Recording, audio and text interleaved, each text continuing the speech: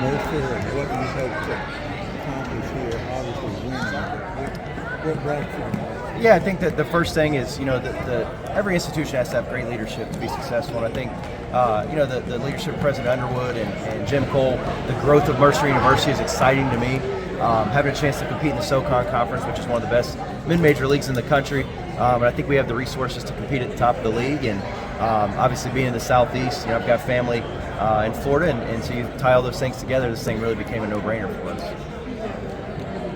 And anything you want to change in the Mercer basketball? Anything you want to see happen? Yeah, and I think sometimes transitions are good, and I give a lot of credit to the guys that were here. Coaching is a hard profession. They were here 5 years, poured into it, and sometimes transitions are necessary. And I think for us, it's just focusing on what we do, not necessarily what's in the past or things we can't control, but getting student athletes in here that are bought into the way we want to play, who we want to be off the court, on the court, and then building from there, and really doing this thing one step at a time. So you have that experience in this, not this conference ace on Southern are pretty similar, and then you have a assistant coming up from Stetson. So you've kind of built the quote-unquote mid-major and Georgia connections in your staff pretty quick. Yeah, and I mean, if you look at all the guys that are on our staff, there's a lot of different backgrounds, a lot of diversity in terms of experience. But yeah, I mean, obviously Ben was at UCF. He's from the South, but Jonathan Mitchell's been at Stetson. Reed's been at Georgia Southern.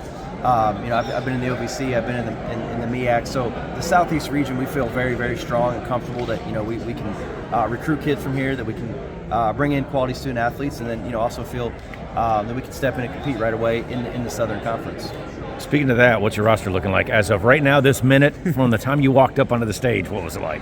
As of right now, I believe it's in flux. Yeah. I can't comment on signings or recruiting until after the after the 15th. But I think we've got currently 4 guys on our roster right now, and got to build. But the truth of reality in 2024, even teams that won 20 games, they're returning 3 and 4 guys. So we got a great list of guys, and excited to get them here on campus. Who are the 4? I don't think I can speak on that. No, the 4 that are currently still here on the roster. So it's still in flux, but TJ Grant is definitely here. Ja is definitely here. Those would be the 2 that I believe they've gotten out of the transfer portal. Okay. So I need to check with compliance to see exactly who went in and out, but I know those 2 are out. Are you still in negotiations with some of the other ones? Because I know Davis is going to Illinois, and Thomas is going to DePaul. Yeah.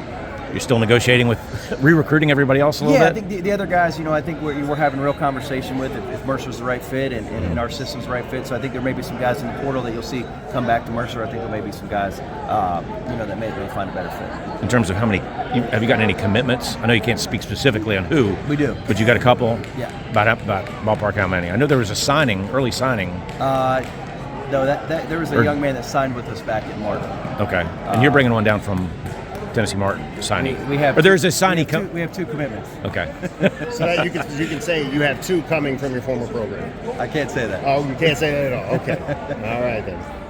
I was going to say, what is your first step in the recruiting process here? Well, our first step, we've done it. We got our staff together. That's the first thing is getting a quality staff, then identifying the guys that fit Mercer.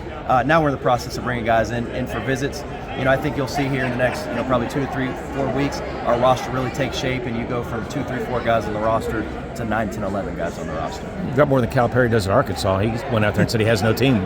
Well, yeah, there's different ways to do it. I was going to ask you, your biggest challenge moving around. I was going to say with an all-women household, that's probably your biggest challenge. But with moving around with 3 daughters, how has that been with you? I mean, what's the biggest challenge with that, moving around so much? I think it's just, it's funny. When we were in Ormond, when I was at Bethune-Cookman, we had moved 3 times in town, not for any reason. We just found some houses that we liked better. We wanted to live on the beach side, so we moved 3 times for really no particular reason. But that was before we had kids. And then, obviously, anytime we got 3 girls that are 5 and under. So trying to pack them up, just trying to come to the press conference is hard. Imagine, putting together a house and trying to move across country. I don't envy my wife's job. She has a much more difficult job than I have right now. Big question for me is you talked a lot about the Duke thing. Everyone's big on it here. It's a huge thing. Admissions spews about it. But not just Mercer doing that, but the Southern Conference also recently pretty popular upset pick this past year against Kansas. Stanford almost won that game, and then going back, that continues. How do you balance that? You know, you have, you know, it's a pretty strong conference with maybe higher than normal expectations for a conference of this size. How do you, you know, strive to meet that expectation, but also, you know, temper it to where people aren't, you know? Well, I think you embrace it. You know, I think you want to have success. I think you want to compete at the top of the league. I think the Southern Conference, like I said, is one of the best mid-major conferences in college basketball. So I think you embrace the pressure. I think you got to understand it also takes resources. We've got some really nice things here. We've got to grow in a couple areas if we want to consistently compete at the top. But I love the fact that people remember that. I love the fact that that's what people want this place to be. And you embrace it. You work really hard. You're honest. You tell people what you need for help, and you count on those around you, and then you control the things you can control. Does the life in the junior college world, did it prepare you for life in Division I with all the portal stuff? I mean, you're in transition every year like you are in junior college. Well, it's funny, if you look at guys that are really having success, a lot of them have a junior college background.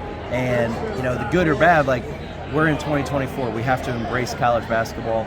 You know, I said it that the mission and the thought process behind our staff doesn't change, but you do have to adapt. You do have to be okay with guys coming and going. You do have to understand some guys are 1 and 2 year guys. Would we all love to coach 4 and 5 year guys? Sure.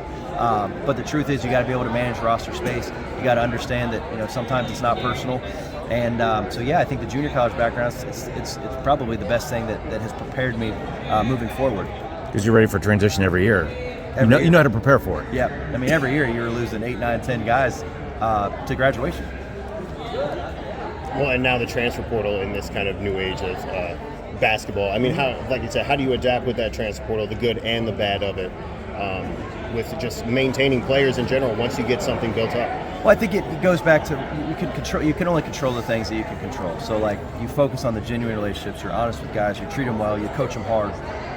And if it's better for them to move on, then I think you can't take it personally. You got to understand, hey, this is the day and age we're in. You sell them on the education that we have here. You sell them on the experience because those are true. They hold value. But at the same time, is you know, we are in a transitioning stage. There are factors outside of our control, and we've been the beneficiary the last 6 years of the transfer portal, or transfers, I should say.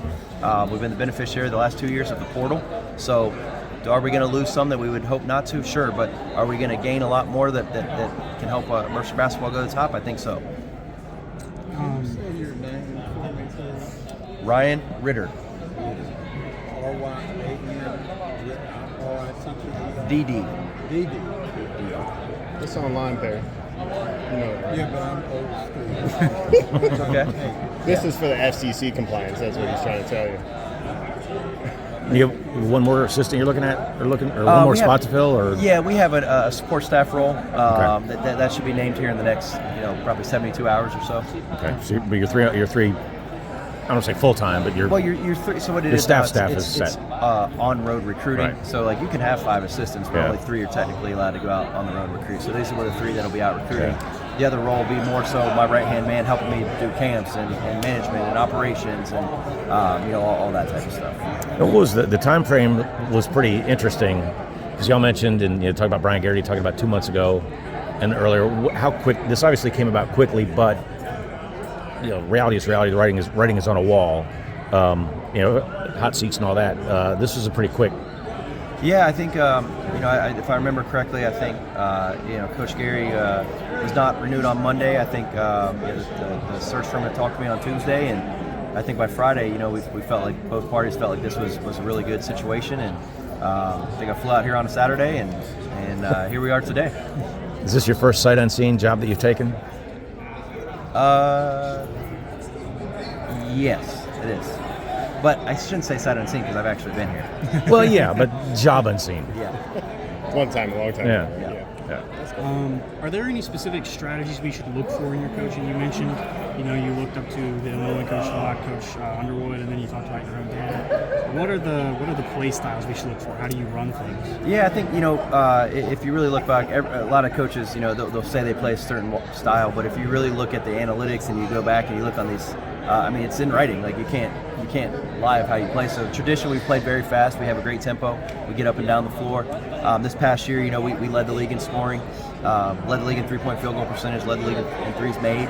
So we've been able to do that the last 2 years. We've traditionally been a big-time rebounding team. But I think with the portal, you have this focus, you have this thought of how you want to recruit. But if a guy walks through the door that is an impact player and maybe he's not someone that fits exactly how you play, you kind of have some non-negotiables, but you adapt to what you have on the roster. Yeah, sure. Maybe the last thing for me, we've talked a lot about the changes. NIL is a big thing. People are still figuring it out. Do you have a specific strategy when it comes to NIL, using that to get guys in? Or are you not going to use it if you know that? Yeah, I think it's a great question. We've got to hit it right on the head. I think it's a part of college basketball. We're moving in that direction. I think we've got to find creative ways to help our guys financially, and I think we're working really hard in this community to figure out how to attract some of these really high level recruits. Did you call Brad Underwood and complain that he took one of your better coming back players, returning players? No, I did. It's funny, like I said, I'm forever thankful for Coach Underwood. He helped me get an opportunity at UT Martin. His wife was Reed's elementary school teacher, so our family goes back a long way. He's been tremendous to me, so just thankful for his mentorship. Who's your biggest coaching idol in basketball? Or any sport? Yeah, I don't know if it's idle. I think there's probably some guys that I probably try to take some stuff from. I've always really thought, Billy Donovan. I think he's done a heck of a job. I've loved Shaka Smart. There's so many guys I think you take from. I think there's some things that coaches out there today that are doing. I think Nate Oates is very interesting the way that they're able to play on the offensive side. I think Kelvin Sampson is phenomenal at Houston. So I think it's just probably certain guys that you're trying to maybe pick and choose and learn from. Just sculpture out, emulate a little bit from each Absolutely. one. Okay. Coaches like to be hands-on, and y'all look like a pretty young and in-shape staff. Are y'all going to get out there and throw some bows on occasion? I think that's You're really going to show them how to do it? No, I think it's an important thing. We get out there, and our guys got to feel us. We get up, bump around with them, and I think it's important that our guys can get up and down the floor and at least not play with them. We are 40 almost, but I do think it's important that our guys do that. There going to be any staff basketball games at lunchtime? It's funny. I don't know if any of us play anymore. Really? Jay Mitch might. My previous institution, we had some guys that played, but it's funny when you're around it all the time. I'd rather just go hit a golf ball. I'd rather go play home run derby out there. Like, I'll shoot some shots. Take some BP instead of. I'm in here all day, and then I go home. Like, I'd rather probably just play softball or something. Coaching's stressful enough. You don't need golfing too. Yeah, hey, I'm not very good, so it's not real stress. I know where it's going. It's going out there somewhere.